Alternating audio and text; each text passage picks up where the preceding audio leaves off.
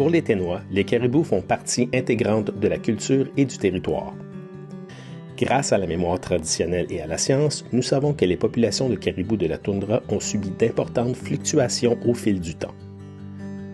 Au cours des 50 dernières années, le gouvernement des territoires du Nord-Ouest et ses partenaires de cogestion ont suivi ensemble ces évolutions. En connaissant la situation actuelle des caribous, nous pourrons mieux gérer les ardes. Au territoire du Nord-Ouest, nous réalisons périodiquement des relevés de population pour obtenir des données quant au nombre de caribous présents sur les terres ancestrales. Nous photographions et comptons les caribous afin d'estimer la taille globale de chaque arde. Cependant, d'autres moyens existent pour déterminer l'état des ardes.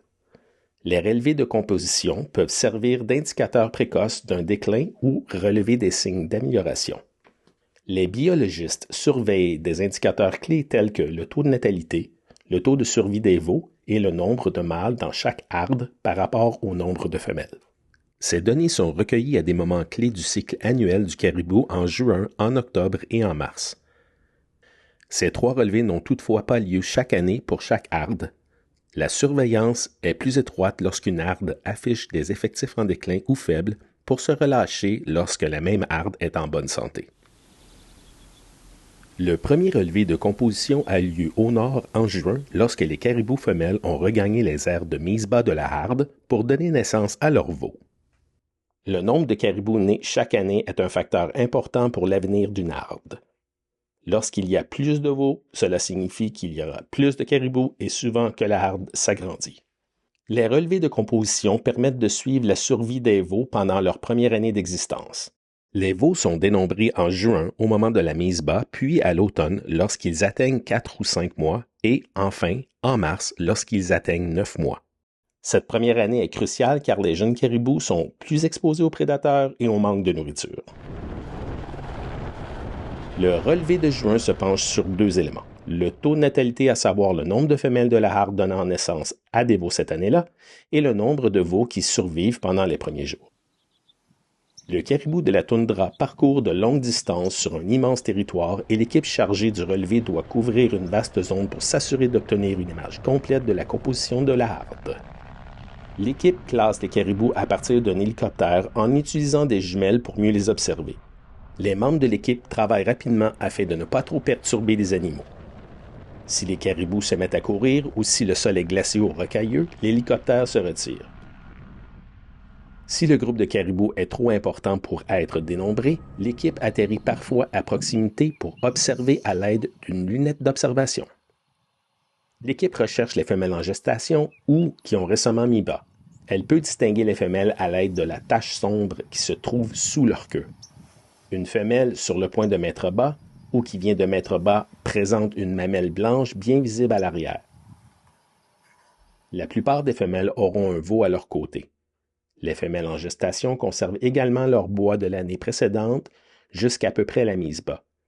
Ainsi, la présence de bois blanc et dur chez une femelle indique une gestation probable.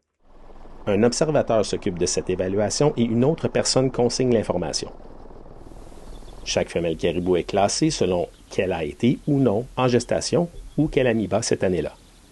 Les veaux nés récemment, les veaux nés l'année précédente et les mâles adultes sont également enregistrés, bien que l'observation de mâles sur l'aire de mise bas soit rare.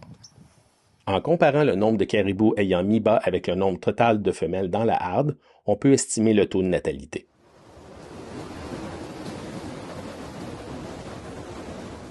En octobre, on procède à un 2e relevé de composition pendant la saison de reproduction, lorsque les mâles et les femelles de tous âges se rassemblent pour s'accoupler. Le nombre de mâles observés a tendance à être moins élevé que le nombre de femelles lorsque les conditions de l'habitat sont mauvaises ou lorsque la harde est en déclin. La présence d'un grand nombre de mâles sur une aire de reproduction peut être le signe d'une harde en croissance. À la fin du mois d'octobre, les veaux ont environ 4 mois et demi. Ce relevé est pour nous l'occasion de compter le nombre de veaux pour chaque femelle afin de déterminer combien de veaux sont morts au cours de l'été.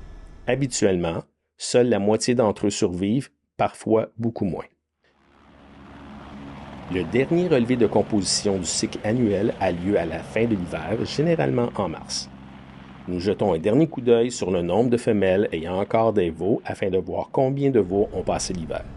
Il est tout à fait normal de constater une mauvaise année de temps en temps et les conditions météo peuvent jouer un rôle important.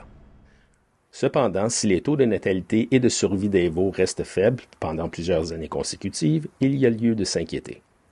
Pour la harde de Bathurst, qui a perdu 3/4 de sa population en l'espace de 3 années, un relevé réalisé en mars a révélé que moins d'une femelle sur 10 avait encore un veau au printemps suivant. Les relevés de composition fournissent des données importantes sur les caribous, notamment sur les taux de natalité, sur la survie des veaux ainsi que le nombre de mâles et de femelles dans la harde.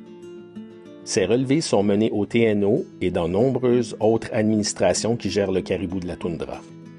Grâce à des relevés de population réguliers, nous pouvons nous faire une idée assez précise de ce qu'il se passe dans les hardes. Nous disposons toutefois d'autres indicateurs. Les chasseurs et les personnes qui se rendent sur les terres ancestrales fournissent des observations importantes sur le terrain. Lorsque plusieurs caribous paraissent maigres, présentent des petits bois ou montrent des signes de maladie ou semblent boiter, cela peut constituer un indicateur précoce. La présence de nombreux mâles avec de grands bois au début de l'automne est un bon signe. La présence de nombreux veaux corpulents et aux bois volumineux est également un bon signe. On constate rarement la naissance de jumeaux chez les caribous, mais lorsque les conditions sont favorables, ces naissances peuvent s'avérer plus fréquentes, ce qui représente un bon signe pour une harde.